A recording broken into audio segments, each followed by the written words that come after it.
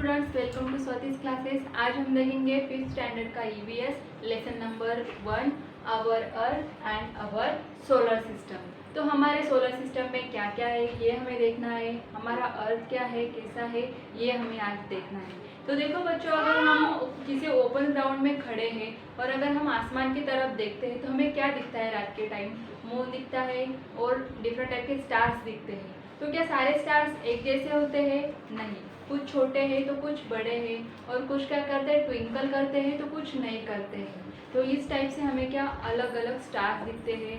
Moon भी दिखता है, मून भी हमें रोज एक जैसे दिखता है क्या? नहीं, उसके अलग अलग शेप दिखते हैं हमें। वैसे ही स्टार्स का है, उनका शेप अलग है, उनका साइज अलग है, कुछ ट्विंकल करते हैं, कुछ नहीं करते हैं। तो स्टार और मून हमें क्यों देखते हैं? अर्थ के कैसे है, वो नियर है, इसीलिए हम उसे देख पाते हैं। तो ऐसे ही बहुत सारी हेवनली बॉडीज हमारे स्पेस में क्या होती है, दिखती है। अभी स्पेस मीन्स क्या? स्पेस क्या होता है? जो भी हेवनली बॉडीज है, स्टार्स है, प्लैनेट्स है, उसके बीच में जो एम्प्टीनेस होता है उसे ही स्पेस बोला जाता है। और इसी स्पेस में आता है हमारा पूरा सोलर सिस्टम। फिर सोलर सिस्टम में क्या क्या है वो हमें देखना है। सबसे पहले देखेंगे हम हेवनली बॉडीज क्या होती है। The sun, the moon, the stars and the planets, these are the heavenly bodies. तो ये हेवनली बॉडीज कहाँ पे होती है? स्पेस में दिखाई देती है हमें। तो जैसे कि हमें सन पता है, सन क्या है? स्टार्स है। तो स्टार्स कैसे है? देखो, stars the heavenly bodies that twinkle are called stars. जो हेवनली बॉडी स्पेस में होती है उसमें क्या आता है? स्टार्स भी आता है। तो हमारा सन क्या है? एक तरह का स्टार ही है, उसका खुद का लाइट है। जैसे हम बोल रहे हैं कि स्टार क्या है? दे आर ट्विंकल और they have a own light. तो स्टार्स के पास अपना खुद का लाइट होता है। तो सन जो है वो भी एक स्टार ही है। तो हमें अर्थ को, प्लैनेट को कहाँ से लाइट मिलती है? स्टार से ही लाइट मिलती है, क्योंकि प्लैनेट के पास उसका खुद का लाइट नहीं होता है। जो स्टार्स होते हैं उनसे ही हमें लाइट मिलता है। तो सन क्या है? स्टार है, ये आपको याद रखना है। नेक्स्ट है प्लैनेट। तो प्लैनेट क्या है?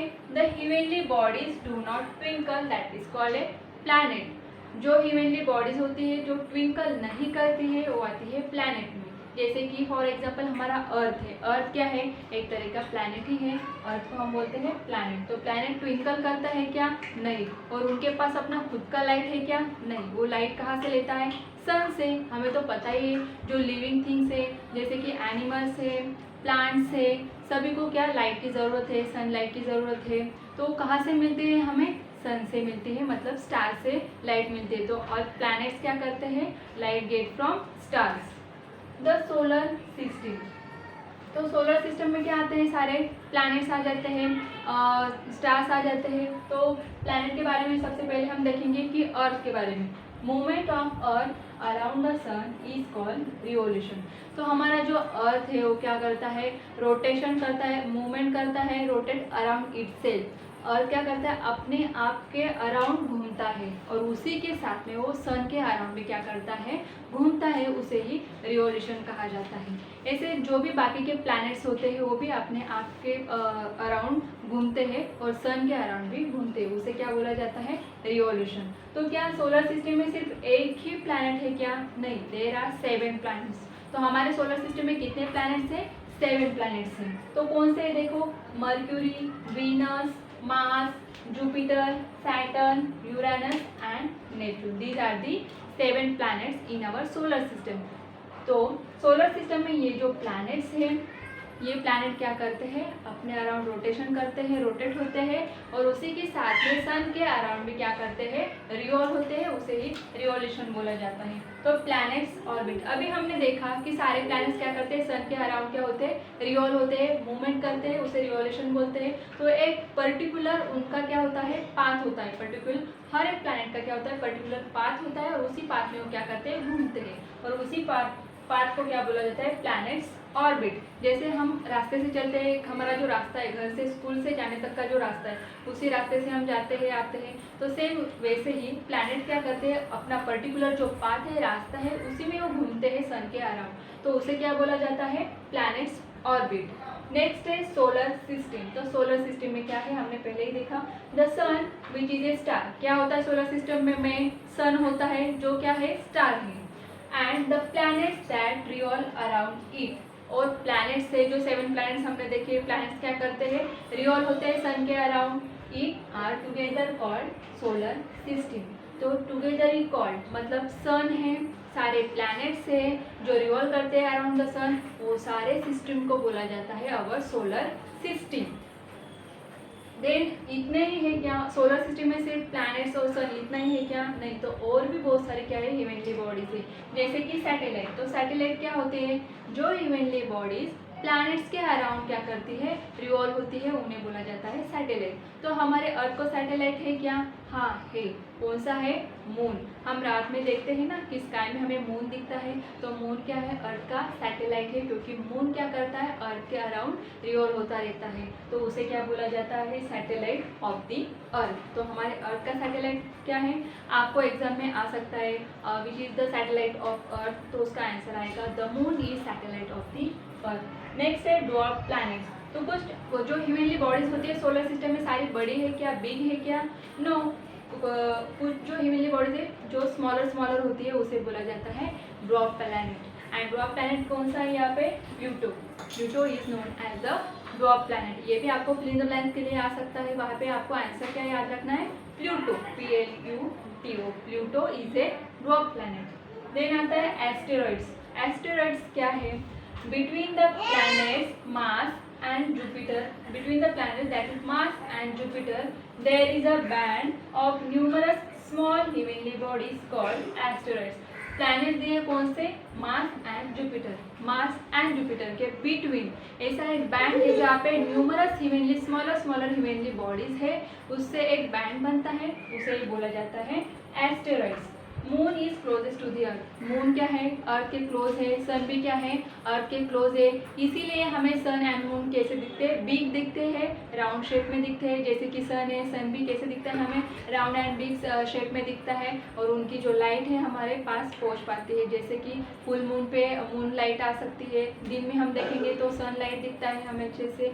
और एक बात, दिन में स्टार होते हैं कि नहीं होते, हाँ तो होते हैं, स्टार दिन में भी होते हैं, बट सन का जो लाइट है वो ज़्यादा होने के कारण, ब्राइट होने के कारण क्या है, स्टार हमें अच्छे से नहीं दिख पाते हैं। तो इस तरीके से हमने इस लेसन में देखा कि हमारे सोलर सिस्टम में क्या क्या आते हैं, star, moon, planets, asteroid, satellites, इन सब से मिला के होता है हमारा सोलर सिस्टम। नेक्स्ट हम देखेंगे ग्रेविटी।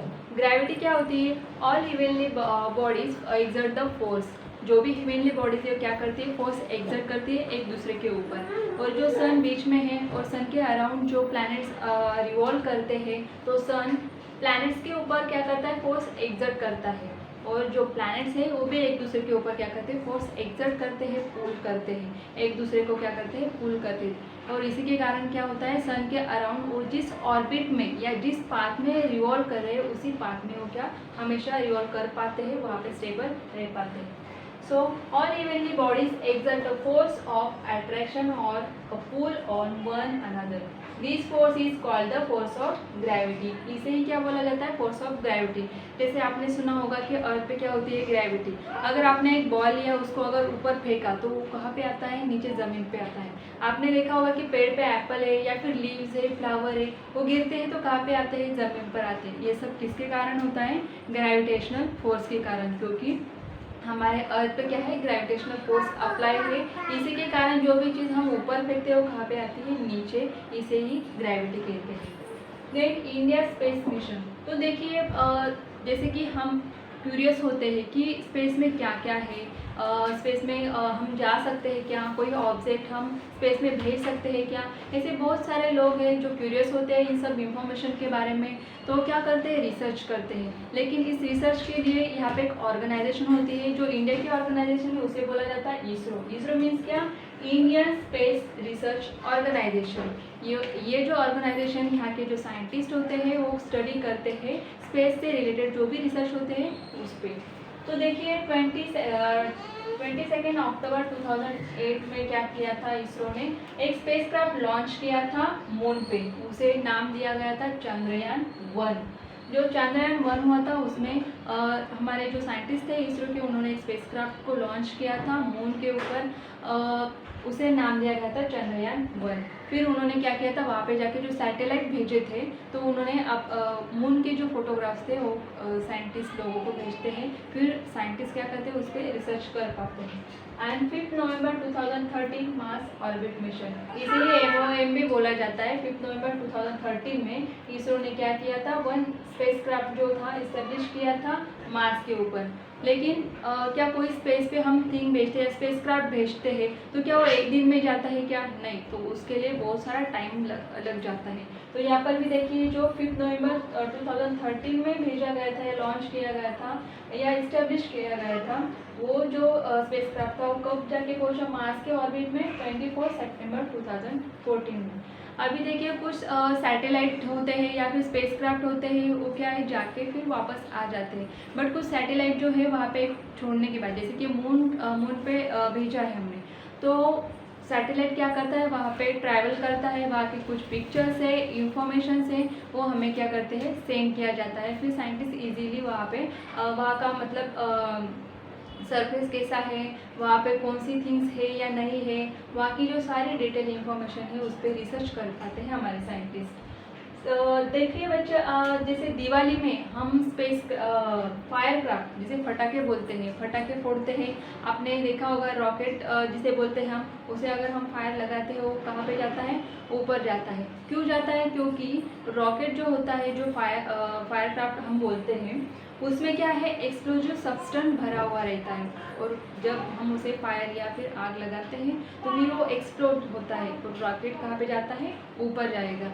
सेम थिंग कहाँ पे अप्लाई होती है, जो रॉकेट स्पेस में छोड़े जाते हैं वहाँ पर भी, लेकिन वहाँ बहुत सारा फ्यूल होता है, वो बर्न होता है, उसके कारण जो एनर्जी फॉर्म होती है उसके कारण रॉकेट क्या होते हैं, स्पेस में जा पाते हैं।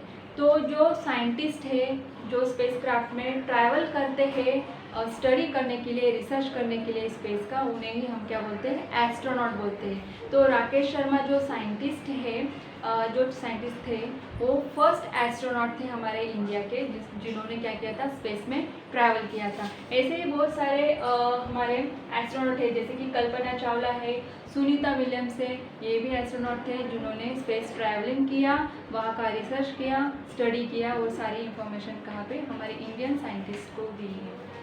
आगे है मैनमेड सैटेलाइट। तो हमने जैसे देखा कि नेचुरल सैटेलाइट होते हैं, जैसे कि मून अर्थ का सैटेलाइट है, वैसे ही मैनमेड सैटेलाइट भी होते हैं। मैन जो तैयार करते हैं सैटेलाइट, उसे ही मैनमेड सैटेलाइट बोला जाता है। और ये सैटेलाइट हमें यूज़फुल क्यों होते हैं?